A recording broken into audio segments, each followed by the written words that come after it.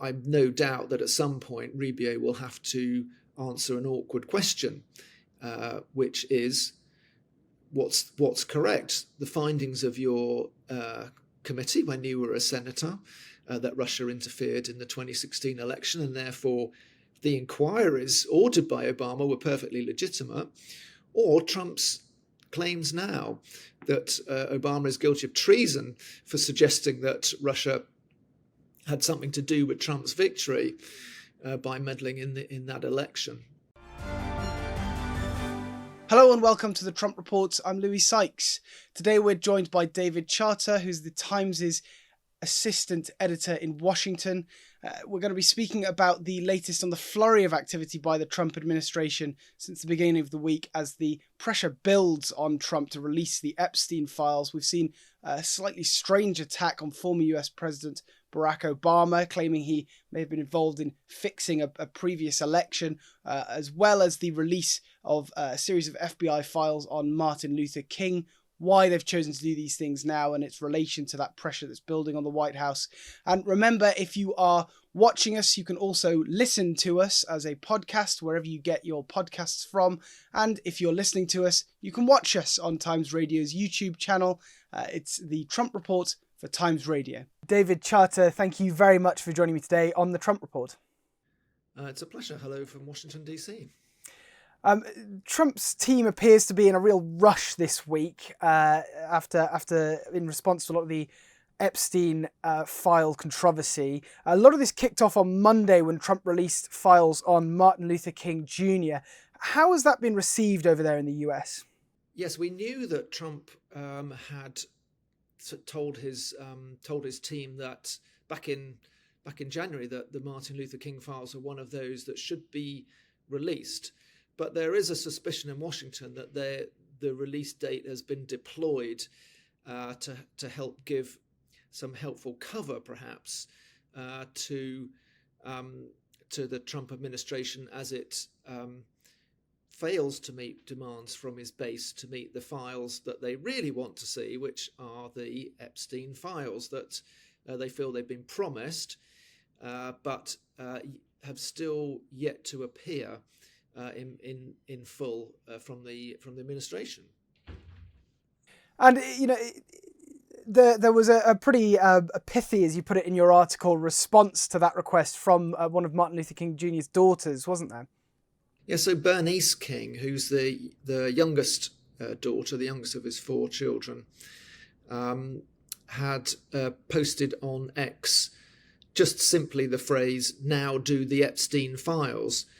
The release of all these documents is not a welcome, is not been welcomed by the family because they're worried that it will only start people looking for dirt on Martin Luther King, frankly, that has been kept private and secret all these years because of the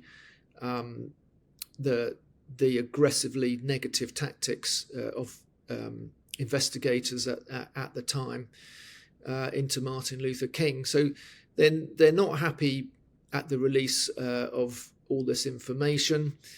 And the suggestion, of course, from Bernice King, which has been amplified a lot on social media, is that they've been, once again, her father is being used, if you like, by an American administration, and in this case, he's being used as cover for the Trump administration because it hasn't released the Epstein files, and this is something else to throw out as a distraction technique, really. And it's not the only somewhat surprising announcement this week out of the Trump administration. There's also been this claim by Trump that he's going to look back into what he claims is an effort by previous President Barack Obama to hamper or prevent a proper US election. He made this announcement. Is there any sign that there's any actual activity going on by the White House to bring some sort of legal action against the Obama administration? So this, once again, was some really stunning and hair-raising allegations by Trump. And in fact, during an Oval Office meeting with the president of the Philippines, President Marcos. It actually didn't really cover much of the subjects that they were due to discuss about trade with the Philippines and geopolitical relations in that area of the world. In fact, President Trump spent most of the meeting setting out why he thought his predecessor, President Obama, was guilty of treason, in his words. And this springs from his Director of National Intelligence, Tulsi Gabbard, releasing a bunch of files, declassifying them, that she says showed a treasonous conspiracy, in her words, by Obama and his top officials, right at the end of his administration, after Trump had won his first presidential election in 2016, to begin the inquiry into alleged collusion or cooperation with Russia, and to see just what Russia's influence was on that 2016 election. That Gabbard is saying that she's discovered documents from 2016 from inside the intelligence community that show that it wasn't very concerned about Russia influencing that election. And she's built her accusations, and in fact is still releasing documents this week, which she says show further evidence of a conspiracy by the Obama administration to denigrate President Trump. Of course, this all flies in the face of what was examined in great depth by Robert Mueller in his inquiry during Trump's first term. And that report, that was the Mueller report, whilst it didn't find evidence that the Trump campaign actively colluded with Russia, it did spell out in great detail and over many, many examples of what it said was Russian interference on behalf of Trump in the 2016 election, including numerous efforts on social media to get positive messages going for Trump and negative attacks on Hillary Clinton, his rival in 2016. So really, Gabbard's latest allegations fly in the face of what was established by the Mueller report, which again we know Trump has always called a witch hunt. And this report into possible Russian interference in US elections, it does go back a long way. And what's more, there was already a bipartisan effort to look into this that made similar conclusions, wasn't there, which has been highlighted? Yeah, the bipartisan Senate Intelligence Committee has basically corroborated the idea that Russia did meddle extensively in the 2016 election. This is now what Tulsi Gabbard, backed up, of course, by Trump, is calling into question and denouncing it actually as a conspiracy, or in their words, a coup, and threatening Trump now in his Oval Office event with Marcos is threatening to prosecute all the way up to Obama himself. But the reason I say that this seems to me like a distraction technique is that we know the Supreme Court has not that long ago ruled that giving American presidents really far-reaching immunity for pretty much every act that they take in accordance with their White House duties, with their job as president, something that Trump clearly benefits from because all cases against him have been dropped and are not being pursued. But you would expect Obama to be covered by this as well. So coming out and calling your predecessor seditious, as Trump has done, and treasonous are very eye-catching and startling comments, totally, I think, unprecedented in American history. But they come at a time when a distraction is helpful for the administration, which seems to be in a quandary about what it can release on Epstein to please its core voters, who we know there is still a strong demand out there from supporters of Trump as well as opponents for all documentation and records on Epstein to be released, so that once and for all people can see what the government has found out about his dealings and his associates, and all manner of conspiracy theories you can find online can perhaps be addressed with some facts.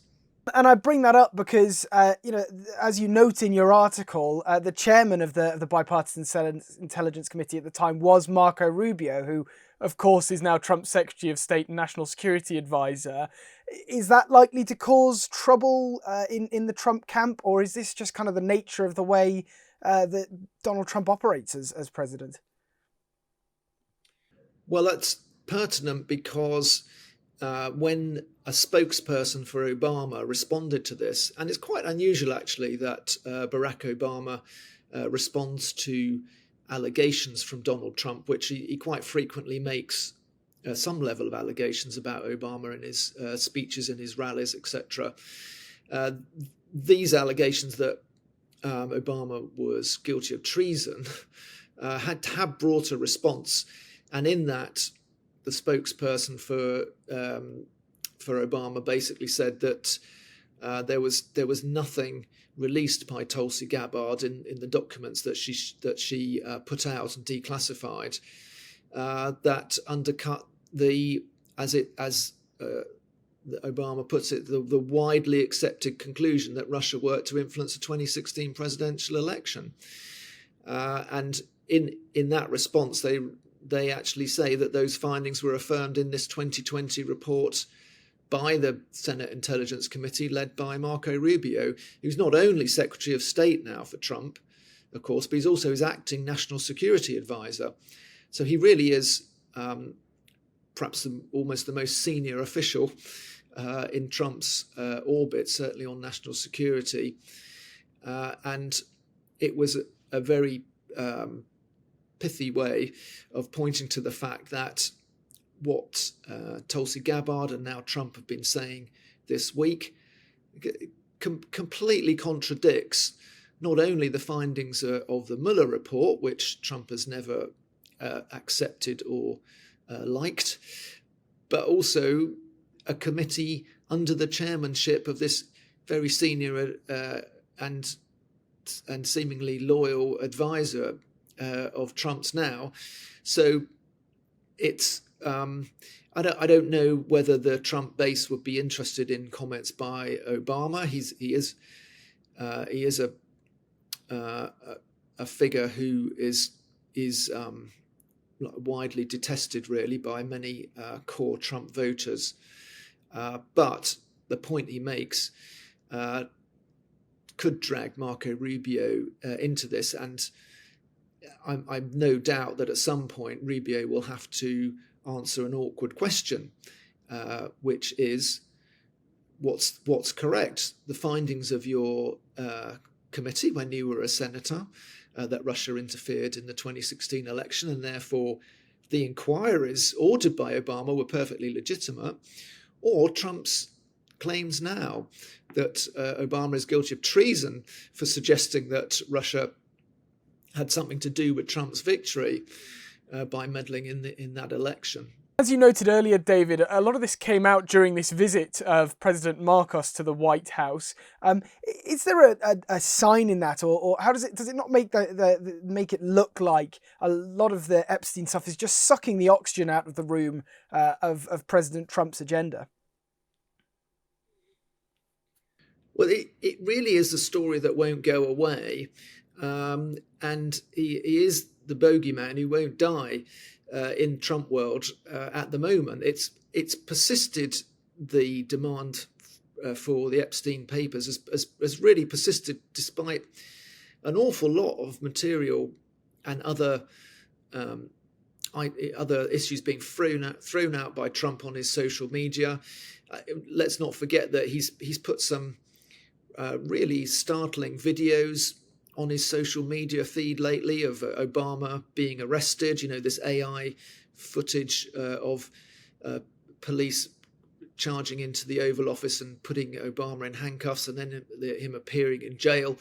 I mean, these are the sort of things that maybe 10 years ago were just unthinkable from an American president to put footage like that in his feed, or to accuse a predecessor of treason in this manner. I mean, really unprecedented things are happening. And yet I feel that the coverage of it is a lot more muted than even in Trump's first term, because I think there's a feeling that Trump is no stranger to making outrageous, outlandish claims, and perhaps it's wearing a little thin when at the same time the main issue that is a focus not just for the media, I think, but really genuinely for Americans.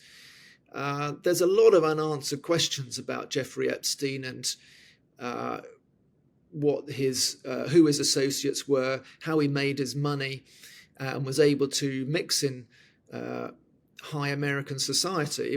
It was only revealed on Wednesday that he attended Trump's second wedding, for example. So we know there's rather extensive links between them before they broke up, before Trump did break off their friendship in the early 2000s. And there are questions to be answered. And it's interesting how Trump has managed to shake off most other controversies and claims by designating them as fake news or moving the agenda onto something else. But he can't seem to shake this one. So is there any sign then, because we've talked, we're talking about a lot of these issues, Trump's allegations against Obama, the release of the MLK files. There is other stuff going on, and we are, of course, talking about it right now. But is there a sign that any of that has managed to shift the dial and move the pressure off from the MAGA base itself, at least? Well, I think that remains to be seen, actually, because we're still really, I think, waiting to see if these latest barrage of allegations against Obama are able to move the whole caravan on to and this becomes the next issue. I mean, Trump has tried intervening in the high-profile Idaho murder case, for example. He's called on the judge to force the defendant there to explain his actions, hasn't he? And he's been posting about sports teams that he thinks should change their name back to traditional names that were dropped because they were felt to be racist or in other ways distasteful in the modern era. And then he's been calling for the jailing of a Democratic senator for mortgage fraud. I mean, Trump's been putting a lot of different material out there, which, when I spoke to a psychology professor actually from California called Larry Rosen, who's written a rather relevant book called The Distracted Mind, about how the mind tries to process overwhelming amounts of information, and he told me that the brain can get overwhelmed with what he calls bottom-up information, which is an outside issues that are bombarding the brain at a time when the brain would only be able to process this if it's able to, what he calls, get some time for top-down analysis. But the top-down analysis, which needs a bit of extra time and space to formulate your view on a whole bunch of different facts that are flying at you, can be easily, he thinks, distracted by just simply the weight of incidents that you confront in your daily life. And this is exacerbated by social media, where is just a remorseless feed of different information. He has talked about how this has contributed to an observable drop in the attention span of Americans, the increase, or rather the decrease in the boredom threshold of Americans, all of which Trump, he thinks, is rather brilliant at exploiting in his own use of information and social media, as well as his ability to talk to Americans really on their level and just to say, hey, this is what really matters, and bring so many people along with him. And Trump seems to have the Republican Party on side in trying to move on the agenda in a way. I mean, there's the possibility now of the US House going into an early recess. Could that dampen this quarrel over the Epstein files, do you think? Or is this really not as much of a legislative issue as it is a popular issue? Well, I think it was very helpful for the Trump administration that Mike Johnson, the Speaker, sought to wrap up House business just when it looked like there were some Republican representatives who were ready to join the Democrats in trying to pass a motion that would force the White House to publish what it's got on Epstein. And by curtailing that, Johnson is using up some of his own political capital with the base. He's in rather good odor, actually, with MAGA, which is the Make America Great Again base of Trump.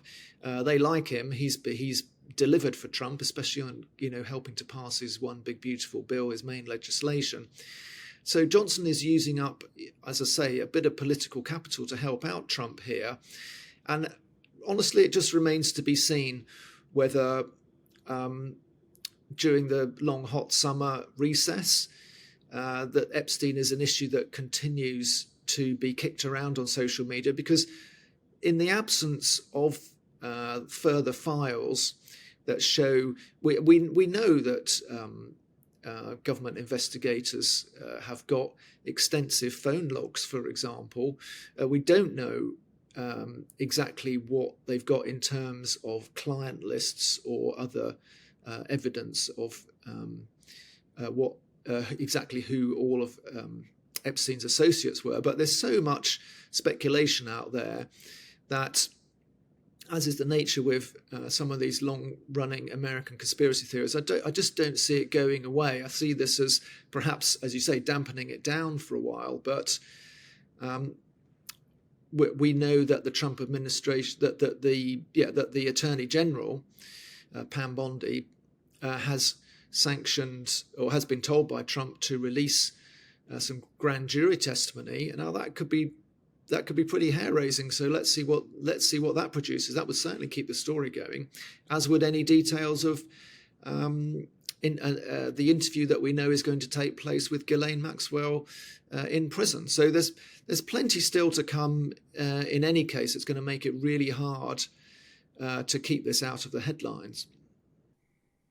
Indeed. Now, as you say, David, there is a lot more development to come out of this, and I'm sure we can speak to you again soon about that. But David Charter, Assistant Editor of The Times in Washington, thank you very much for speaking with me today on the Trump Report. Thank you.